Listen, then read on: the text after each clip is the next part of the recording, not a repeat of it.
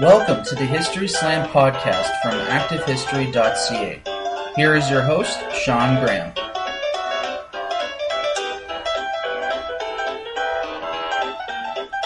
Thank you, Adam, and welcome to History Slam, everybody. I am Sean Graham, coming at you today nearly live.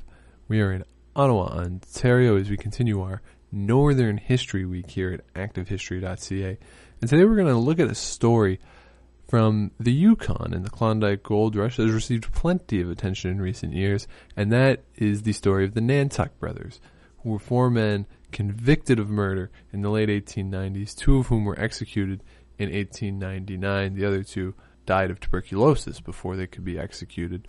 And this story has received a lot of attention recently because in 2010, the remains of the two brothers who were executed were found at a construction site in Dawson City.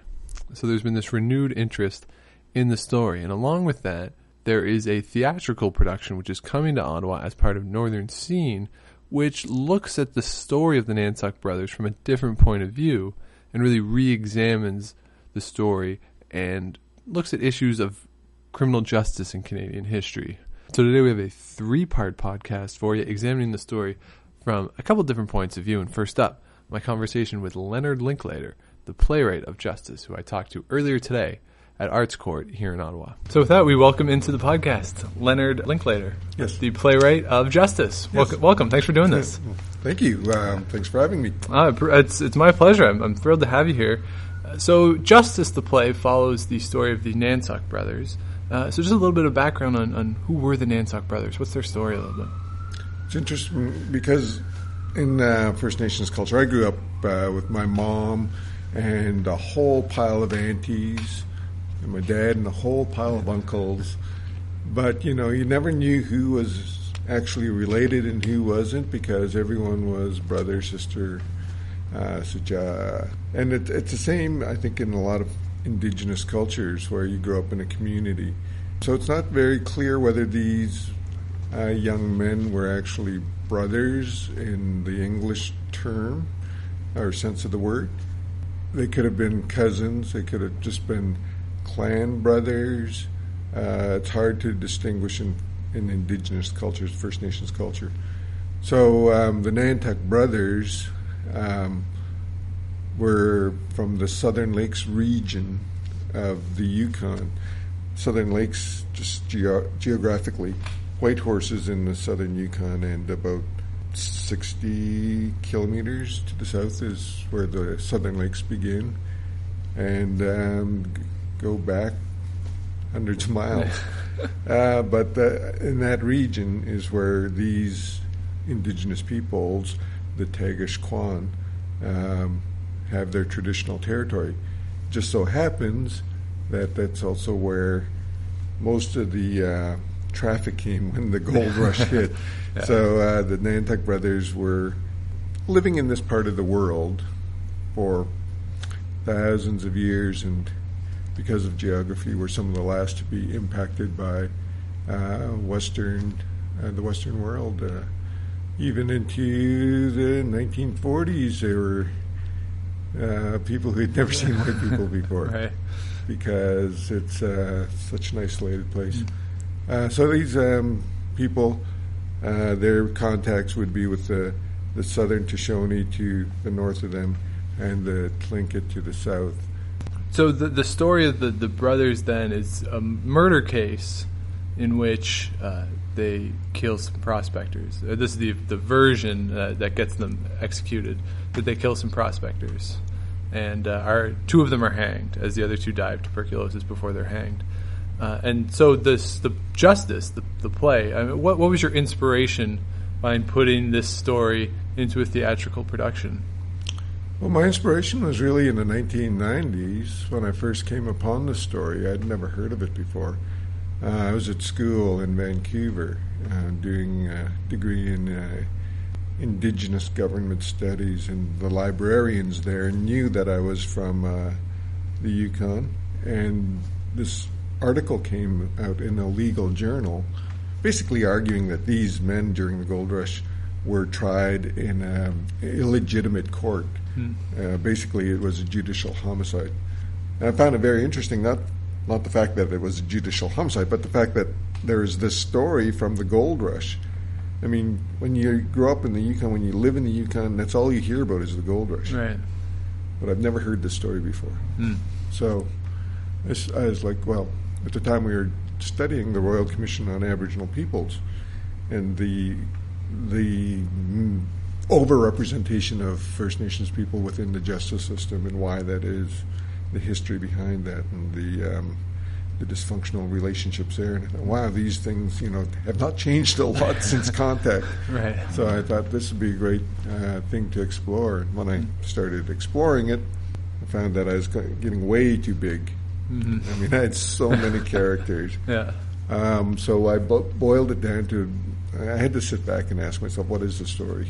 And the story is basically the clash of cultures with the miscommunication, lack of communication, and how that results in tragedy for both sides. It's not just, most people will come in looking at this play as, well, the justice system's really bad for First Nations people, but it wasn't exactly kind to the prospectors in the first place who actually stumble into a justice system they didn't understand either. Right. So it's really a look at the different justice systems and how you can actually get in big trouble without even knowing it, really. Right.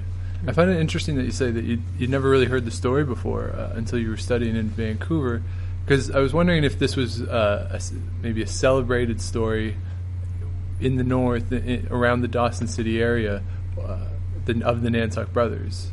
But since you say you haven't heard of it, obviously it's not sort of this folkloric type story that you grew up with then.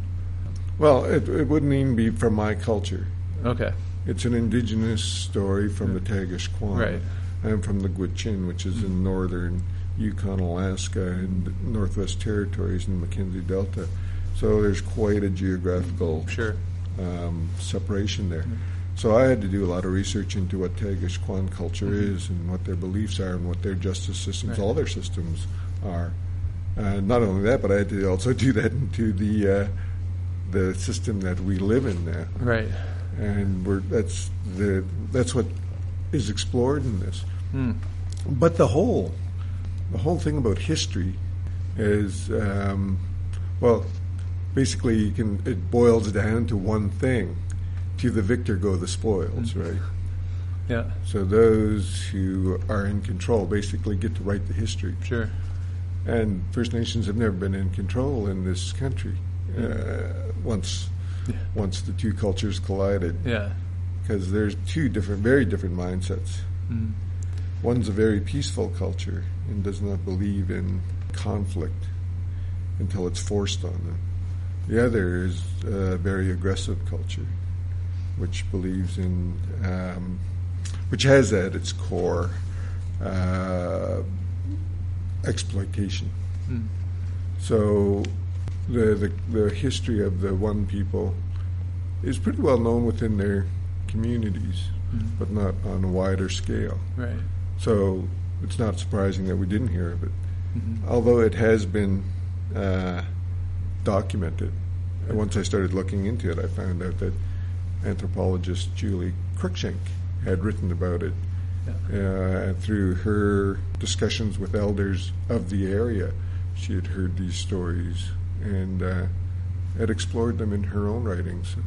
But those are in academic journals, right? Yeah. How many academic journals do people read on a daily basis? That's true. Yeah. It's true. And it's interesting when you talk about that, the disparity between sort of this European colonizing history and then the First Nations history. And it's one of the big issues that's going on right now with the Canadian the Civilization Museum, which is being changed to the Canadian Museum of History, and the fear that amongst the historical community that it's going to present a single narrative of conquests and European expansion, and that's it. And then the First Nations voice will be lost in that story, because the Civilization Museum is one of the few places where that narrative is strong, in First Peoples Hall on the ground floor there. So it's interesting to hear you talk about that dichotomy. I might take issue with your term of strong. Okay. I mean, it is one floor on a museum. I mean, within the museum, I mean, it's within the context of just that I've been building. there. I've been there, and Okay. I've seen it, and I think it is a great, place. Yeah. But I don't think everyone will get to see it. I mean, the yeah. people from the Yukon are not going to be traveling to Ottawa to visit sure. this. What I'm talking about when I'm talking about history and the stories, I mean, do you even know what Ottawa means? No. It's some of a river, right? Is it the name of the... Don't ask me. No, I'm okay, not yeah. from here, but I mean, Yeah. that's what I'm saying. Yeah. Do you know what Toronto means? Yeah. No, I don't. No. These are all First Nations communities that have been displaced. Sure. People who grew up here, the European settlers, don't know that. Right. In every community as you go across this country, some community has, not some, lots of communities have been displaced Mm-hmm. and moved to the least productive lands. Right. And the names have been adopted or even co-opted or even just forgotten. Yeah. And some European guy's name is put on it. Yeah. Prince George. Who the hell is that? Who cares? Who are the people of that area? So when I'm talking about history, I'm talking about the realization that you are walking in the footprints of people who've been here for thousands of years. My kids are now in university. One's just graduating from university, the other's just starting her university career. But I've always told them that, you come from a people who've been here for 1,000 generations. The best your friends can do is say they've been in that area for 5 generations, maybe. Right. We've lived here, survived, prospered for 1,000 generations. Yeah. We had to have something there, some society, some systems, some, justice, education, governance, religion. We had all of that before anyone came along. Right.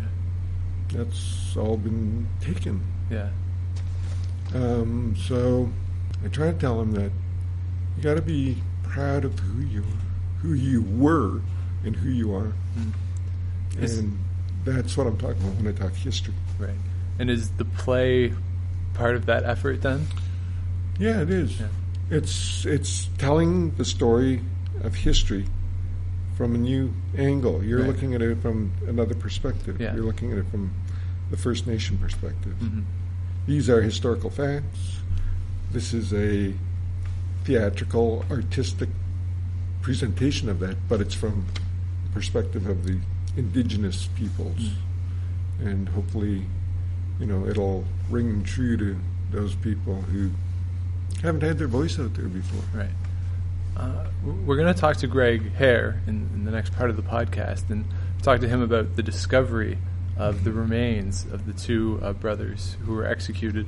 And I'm just wondering what your reaction was when those remains were found a couple years ago.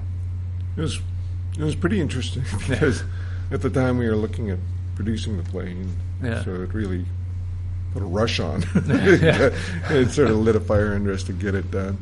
I mean the theater company and myself, to really get it done and get it out there.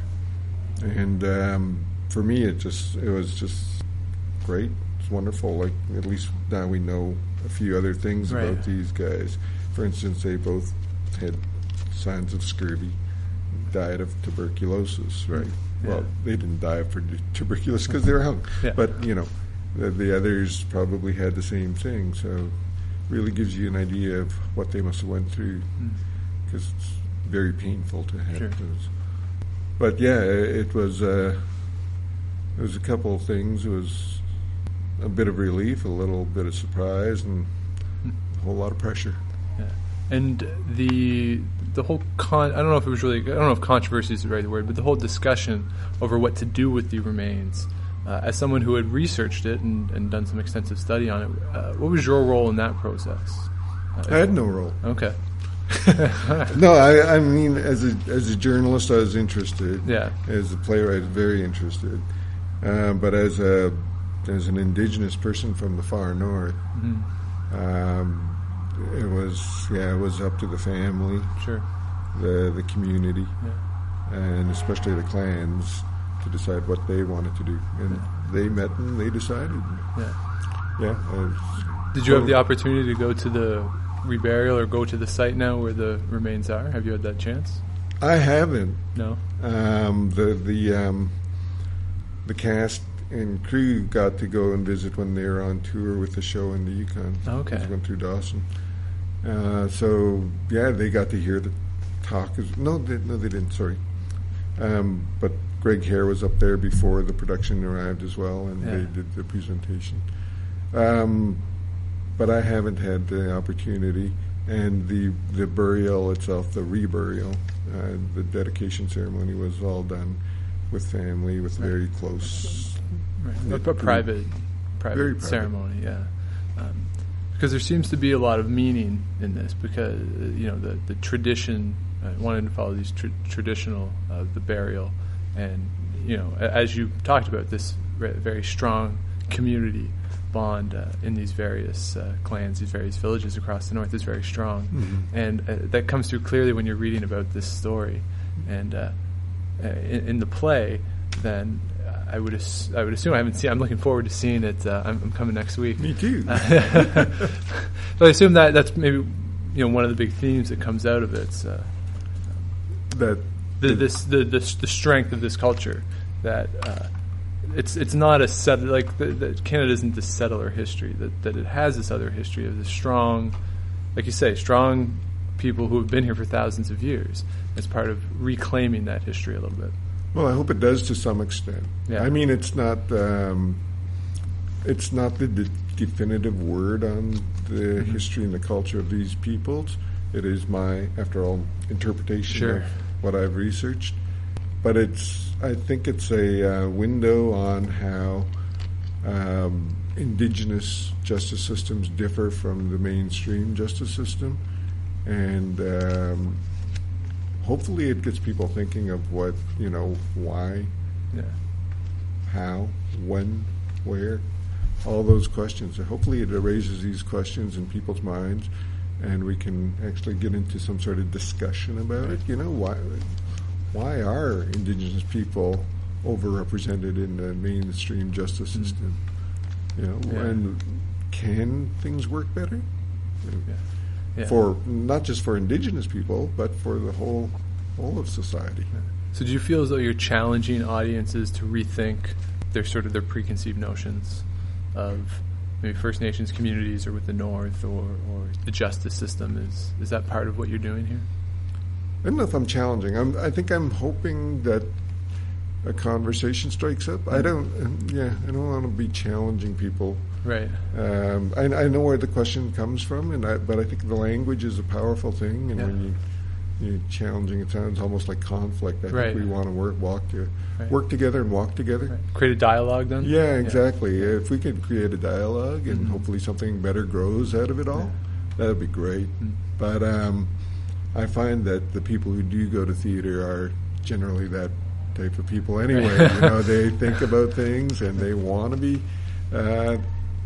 presented with new information. Right. They welcome it. Right. And you want to question things, and open yourself up to new opportunities, new perspectives, and sort of question what you already know. Yeah, and that's why I love theater. Yeah. That's the reason I'm in it. I'm a journalist. I deal in conflict every day, but as a theater practitioner, I mean, when I was going to school, this is where I really appreciated theater, because we were taught how to solve problems, and the best way of solving problems is to remove yourself from them. Right. Right. You take a step back and look at the whole picture. And when you do that, you basically got the story on a stage. That's what you're looking for. Right. And that's what theater is a story on a stage. It's the best way of dealing with problems, I think, is removing yourself and looking at it from outside. And it creates a very powerful experience for the audience as well. Let's hope so. Yeah. Yeah, it's cathartic. cathartic as they say. It can be, and that depends a lot on the artists involved. Theater, I might write the words, but you got the lighting, you got the sound, you got the actors, you get the director. The whole thing comes together, and then hopefully it does end up in something powerful. Well, I'm looking forward to it. It sounds like a great show, so I'm really looking forward to seeing it next week. I'm amazed at what these guys are doing. I had a chance to meet a few of them here. It seems like a really talented, enthusiastic bunch. They're amazing. They're great artists. I think you'll enjoy it. Yeah. So, Leonard Linklater, playwright of justice, thank you so much for doing this. No, thank you. And next up on this 3-part podcast, we'll shift to the Hexagon studio at the National Arts Center, where I had the opportunity to talk with Greg Hare, Chief Archaeologist of the Yukon, and we'll pick up our conversation as we talk about the discovery of the human remains in Dawson City. So I have the two. So it was Dawson and Jim. The two names that I got were the two that were hanged, and then Frank and Joe were the two that died of tuberculosis. So that's right. They get hanged, and then 112 years later, on November 4th, 2010, what happens? Well, that's actually where my involvement in the story begins, because I'm an archaeologist for the Yukon government, and on November the 4th, we had a telephone call from Dawson City, quite an alarming telephone call, that during the process of excavating for a new sewage treatment facility in downtown Dawson, the backhoe operator accidentally uncovered some wooden coffin remains and skeletal material and clothing and things like that. So work was immediately stopped on the site, and I flew up to Dawson the following day and became involved in the recovery and the identification of the skeletal material that had been uncovered. Now, as an archaeologist, what is it like to get a call like that? That we found some bones, we found some remains, we need you to get here as soon as you can. What's that feeling for you, and as you're in the process of going to the site, what's going through your mind during that time? Well, it's not an entirely unheard of situation that we fairly frequently get reports of exposed burials and human remains becoming eroded out of a bank or something like that, usually in the context of a river that is moving along and taking away a riverbank, and people often in days gone by were buried alongside rivers. But in this situation, that it became obvious fairly quickly that we were in the heart of downtown Dawson. We were also in a location that had been the center of Fort Herkimer, which was the Northwest Mounted Police Post for Dawson during the Klondike Gold Rush. And we already knew, we were aware of the historical significance of Fort Herkimer, and we knew that a number of people had been executed by hanging during the Gold Rush, and they had been marked in unmarked burials within the confines of Fort Herkimer. So already, as soon as that first call came in, things started to click into place that this is probably the location of this unmarked graveyard or cemetery that was connected with the Klondike Gold Rush execution. So what complicates the story in the Yukon always, especially in November, is that it was minus 20 the day the discovery was made. November in Dawson, the days are quite short. The darkness comes early, and it was getting colder and colder, so that while the backhoe operator was able to dig in the ground, it wasn't frozen once you got a foot or two down into the ground. With temperatures of minus 20 and minus 30, that is, if the ground was being left exposed for very long at all, then everything was frozen solid. So when I got up to Dawson, I looked at the situation and conferred with the Trondequitchin, the local First Nation, and the developer, and we decided that this was a situation that needed an emergency salvage recovery in view of the temperatures and the exposed bones being sort of littering the excavation, and also this was a major development project. This was a multi-million-dollar sewage treatment facility that was needed and was being held up by this development. So at that point, in consultation with the Toronto-Gwich'in, we decided to mount an emergency recovery of these remains, and we put together a volunteer force of people, and we spent the next approximately week recovering burials from this location.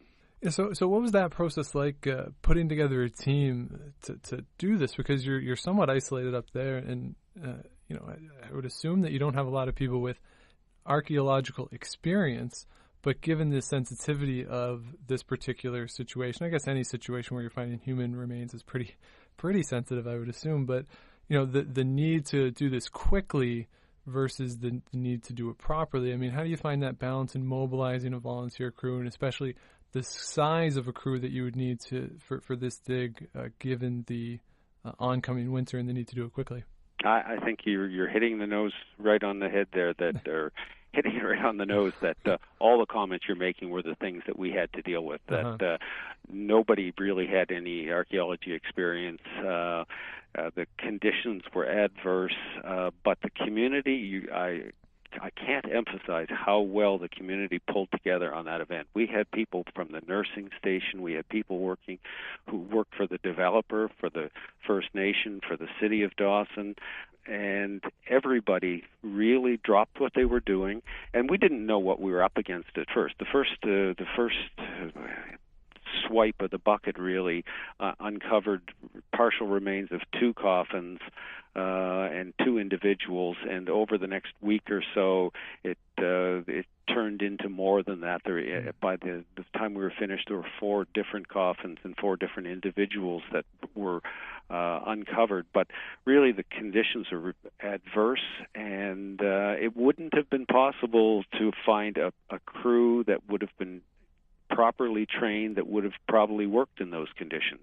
That what we ended up doing was setting up screens in the bottom of the pit, and we had people. Much of the initial discovery had disturbed 2 of the coffins significantly, so we had bones and clothing scattered throughout this very large excavation. So we had to shovel that material into buckets and then carry the buckets down into the screens in the bottom of the pit. Meanwhile, we had people who were excavating into the side hill to recover the bones, the intact or in situ bones that were still in the side of the excavation.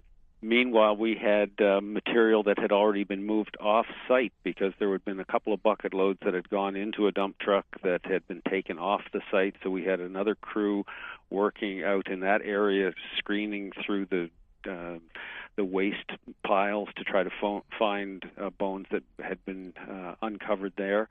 And as it got colder, we had to use insulated tarps to lay down to try to keep the ground from freezing. And eventually we ended up having to put large tent frames up with Herman Nelson heaters, or these large kerosene-powered heaters to try to keep the ground from freezing.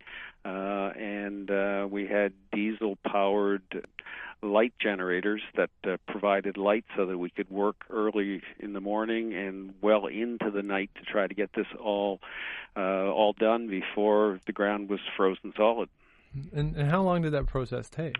It took about probably a week for the first go around, and then we thought we had finished. We had 3 complete graves, and then about a day or 2 later, the same backhoe operator working in another area hit another grave. So we were back at it again for another couple of days. So I'd say the whole process was about 10 days in total. Okay, well, that backhoe operator, that's a skill right there. That's right. Yeah, he was working very carefully after that point, and from that point, my colleague Chris Thomas and I, we basically spent the next week up there afterwards, and every bucket of the backhoe that was scraping was observed, so that nothing else was going to be uncovered that we weren't aware of.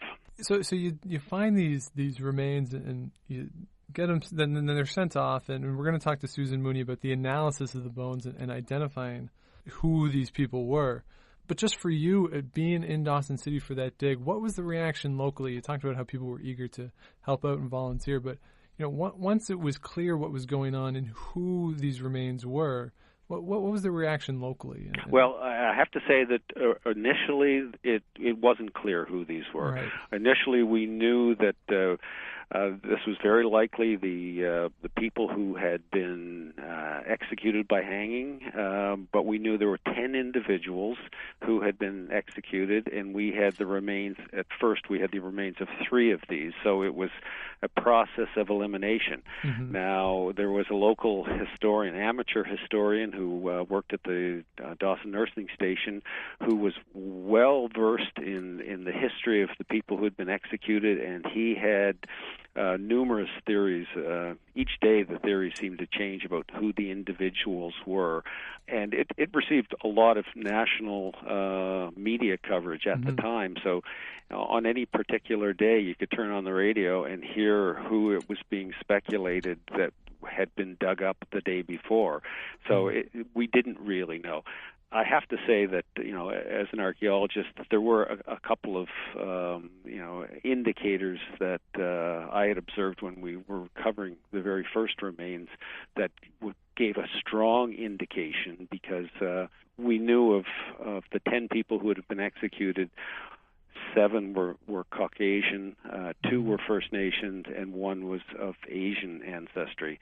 And when I was doing one of the recoveries, I could see from the skeletal material that this person had teeth that were what we call shovel-shaped, so that the front incisors were of a particular configuration that strongly suggested that the individual was either First Nation or of Asian ancestry. Okay. So I had an indication early on, but it wasn't until Susan Mooney came up and began doing the full osteological analysis that we were able to confirm who each of the individuals were. So it certainly wasn't a straightforward exercise. We didn't know right away who it was. Being part of this process, being part of the story, I mean, not to say that you've really interjected yourself. I don't want to make it seem like that, but you really were part of the story, and all the news that was coming out, you were quoted in all the articles, and you really became a main fixture in this story. So I'm curious, on a personal level, now that you're so closely associated with this one because of this dig with the Nantuck story, how has the story changed for you and your understanding of it? I'm not sure exactly how to answer that. I think that some of the things that resonate most with me are the level of community participation and the collaborative working relationship with the First Nation. As I said earlier, that I've recovered a number of skeletons or bodies or whatever through the years, so it's not like a tremendous rush for me to be involved with human remains necessarily. Right. What was really different was how committed the community and the First Nation were to resolving this situation in a collaborative, respectful way. And I, at the end of the process, I just felt that I had made a whole lot of new friends, and that in a really respectful, open way, and that if nothing else, at the end of the day, I felt that we were all closer together and understood what we'd all been through together. I think for some of the people involved, and I don't think, I know for some of the people involved, they were very moved. They were very distressed by what they had experienced and some of the things we had seen, and I know people who were not familiar with that kind of thing before were deeply moved by it. So I think that for everybody the experience was different, but from a group perspective, it was really amazing how everybody pulled together from different. We had the fire chief was out there. We had the nurse from the hospital who was working there. The First Nation Heritage members were there. We had elders. It was a great community effort.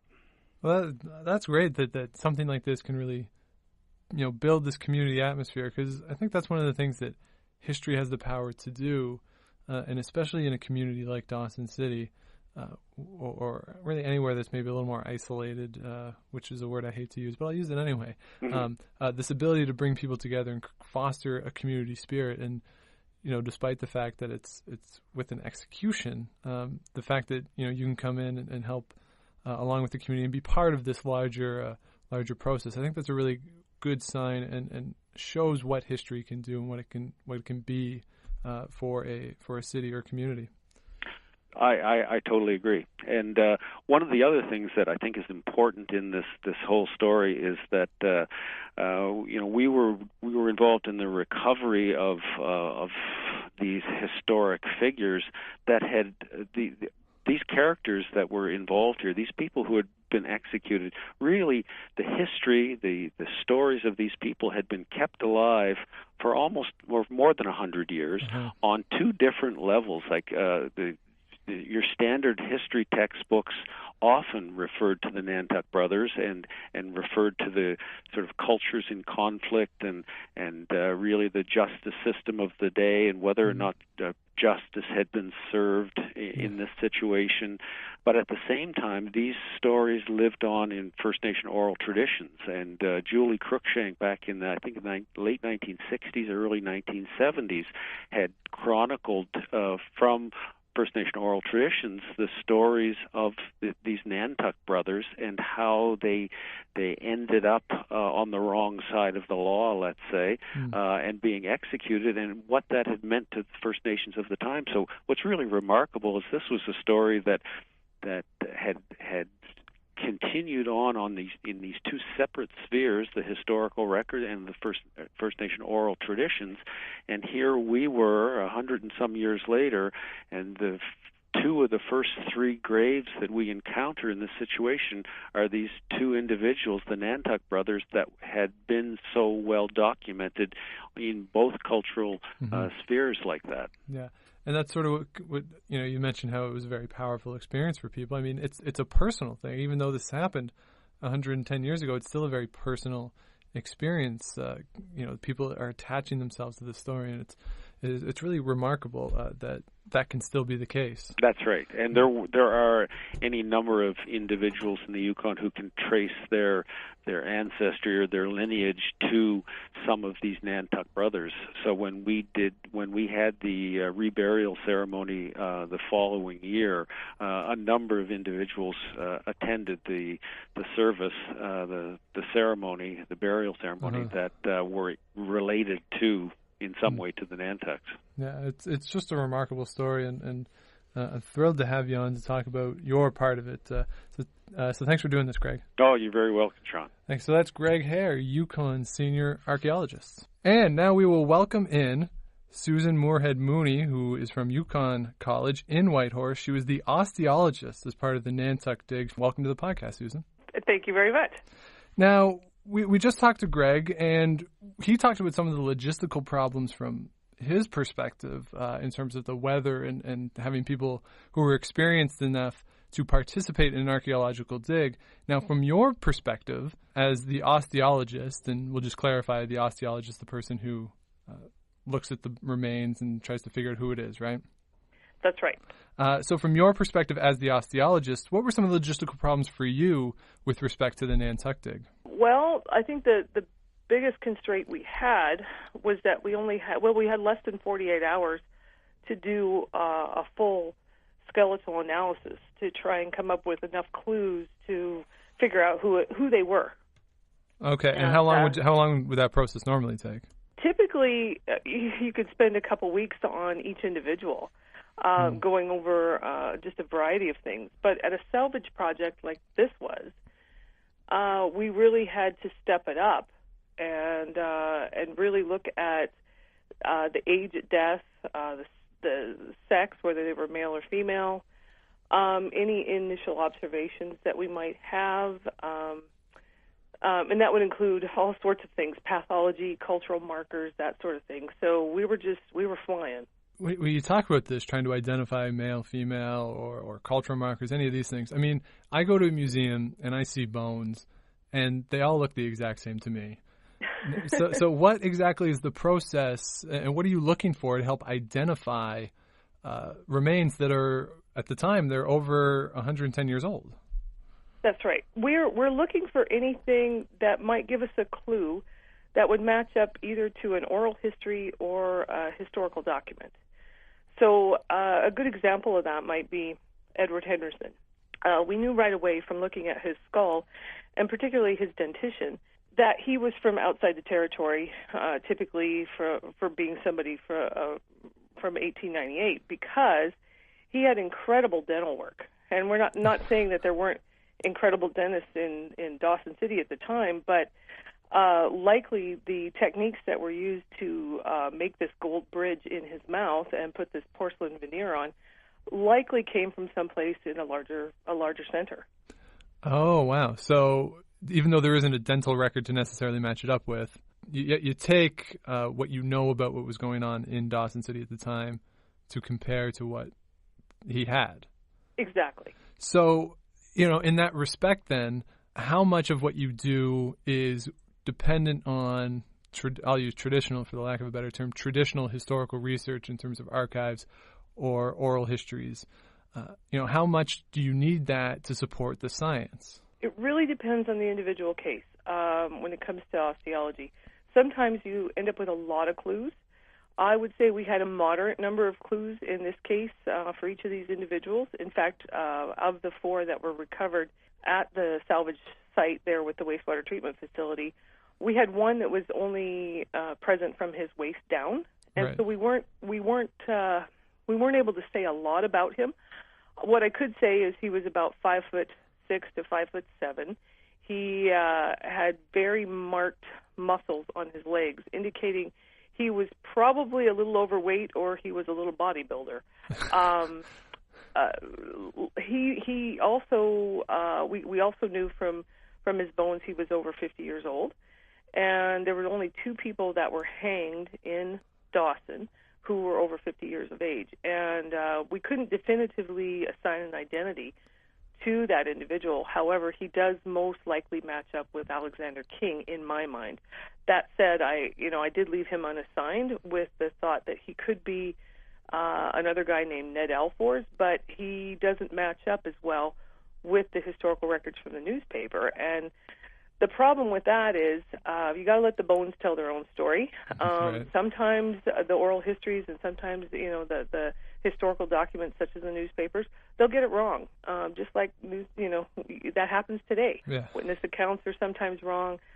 Sometimes the stories are don't match up. But in this case, my gut's telling me that it's probably Alexander King. It's just I can't say that definitively.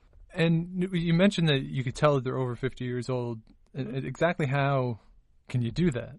In this case, we had a really good what we call pubic symphysis. So that's the pubis bone just at the front there of your groin. Mm-hmm. And there's some very good osteological standards that have been in place that most osteologists use probably for the last 40 years now that we go by, and it's a typical standard. And when I say that, it does vary by population, but in this case, it matched up quite well. So I'm also wondering, in talking about your cultural markings in this, and I've read some of the newspaper articles that were published during the dig. And you're quoted as talking about, and other people as well, talking about some of these cultural markers that helped you verify that 2 of the remains were indeed the Nantuck brothers who were executed. And I was just wondering if you could talk a little bit more about what some of those cultural markers would be that would distinguish the Nantuck brothers from the prospectors. We didn't have that much as far as cultural markers. We did have some osteological or pathological markers, and we also had what we call metric traits. And when you look at metric traits, again, they're based on population basis on many studies that a lot of individuals have done over the course of many years. One of the key things that we noticed right away about the Nantuck brothers is that they both had shovel-shaped incisors, which is a big indicator that someone has ancestry that is First Nations or Asian. And it was that coupled with the fact that we had one of the Nantuck brothers, Dawson Nantuck, completely in situ, which means undisturbed. We had very, very good preservation of his clothing. Okay. So that matched up almost. It matched up very well with what the boys were wearing in the picture that everyone sees in the newspapers of the Nantuck brothers. Can I just say that that's amazing that a shirt or something can last 110 years in the ground, and I can't get it to last 2 years in my closet? That's remarkable to me. I don't mean this question to challenge anything, but how certain are we that these guys are who we think they are, as opposed to, just somebody who may have been buried there 100 years earlier or 50 years earlier? Like to what degree can we be certain that these, at least the three individuals who are identified, the fourth who you think you have a strong inclination of who it is, to what degree of certainty can we determine that these guys are who we think they are? Fairly certain. I'd put it up there fairly high. Nothing in archaeology and osteology is ever going to be 100%. It is science. So, we're constantly trying to support our theories. Mm-hmm. It's easy to defeat our theories, but it's harder to support. You need much more evidence to support. So we're fairly certain.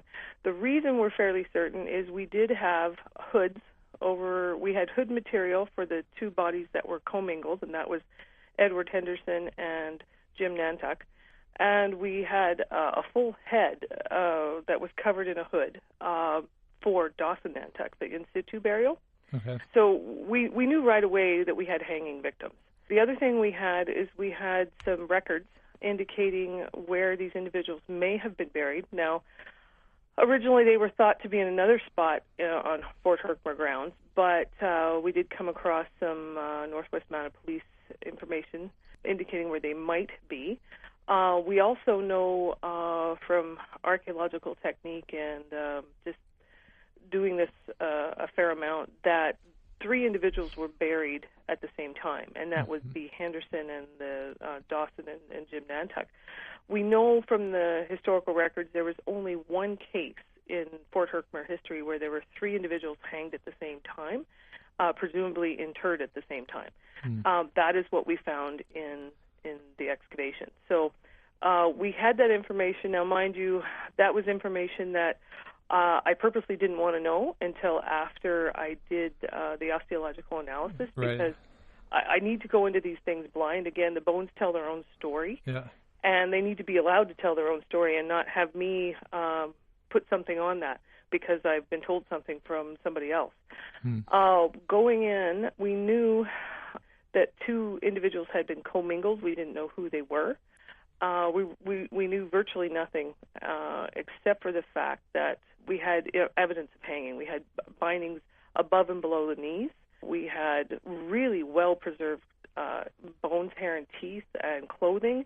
When we went to separate the two individuals that were commingled, the interesting thing there was typically you'd be able to separate them on size, but these two individuals were almost identical in how tall they were. They were right around 5'10", both of them. So the next thing I looked at was, do we have one that's significantly older than the other?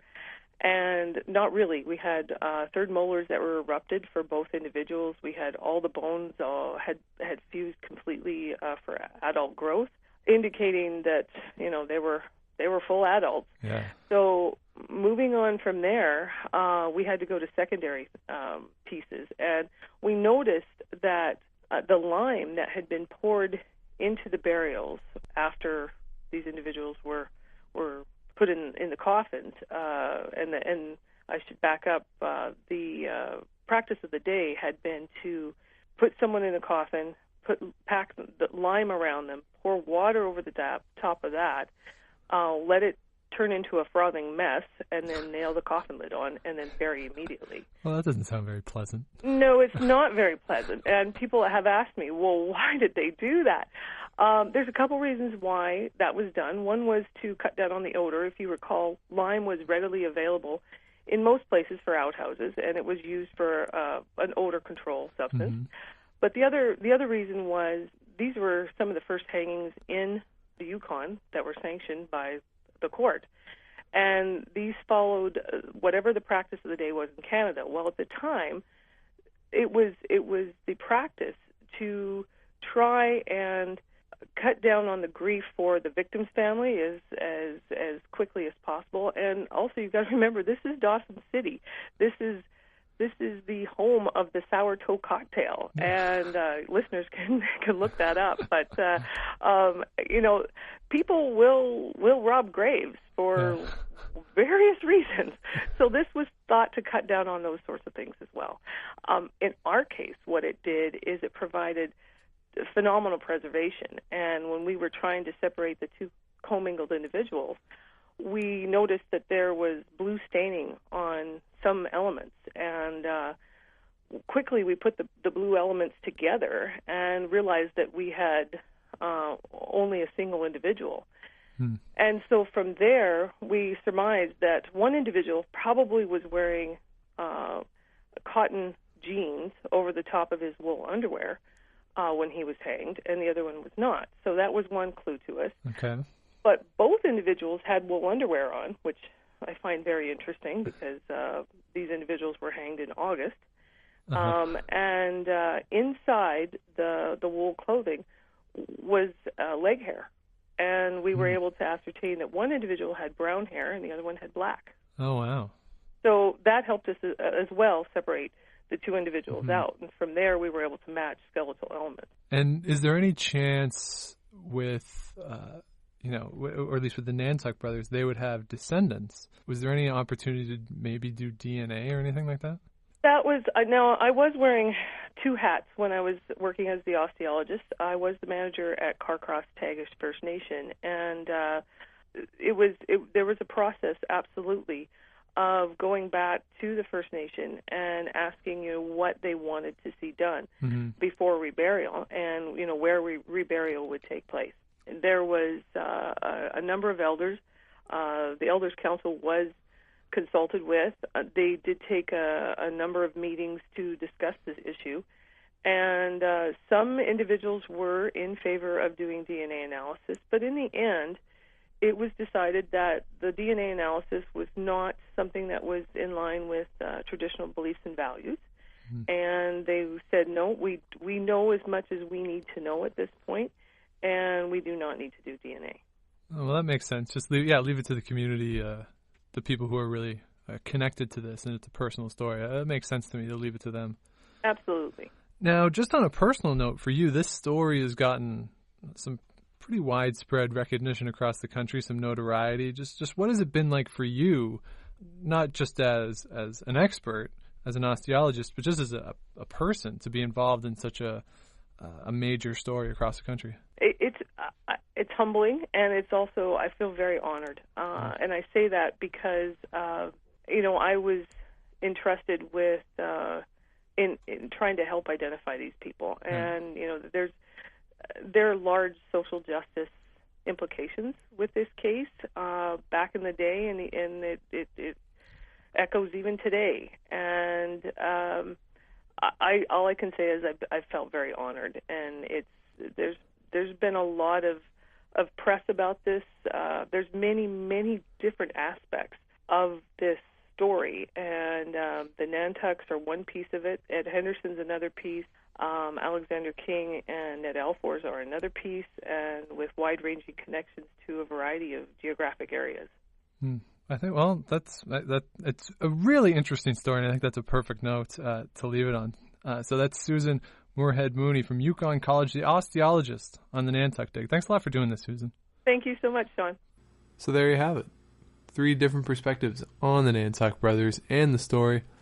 Now, as Leonard Linklater said, by no means is this the definitive account of the Nantuck brothers and their story. So I would encourage everybody to go out, do a little bit of research, and do a little bit of reading on the story, because it really is a fascinating tale, and there's so many layers to the story, and the deeper you get into it, you realize how complex all the issues really are. And if you're in the National Capital Region, be sure to check out Justice. It's playing May 2nd through 4th, 8 p.m. each night at Arts Court in the theater. My thanks to Leonard Linklater, Greg Hare, Susan Moorhead Mooney. Also, I'd like to thank Martin at the Hexagon Studio at the National Arts Center, and also Marnie Richardson. As well, I'd like to thank Carla Wolf and Laura Denker for their assistance in setting everything up. If you have questions, comments for the podcast, historyslam@gmail.com, Twitter @Dr. Shawnee Fever. We'll be back tomorrow with another episode as part of our Northern History Week here at ActiveHistory.ca. But in the meantime, if you're out and you see Enrico Palazzo, please say hi for me.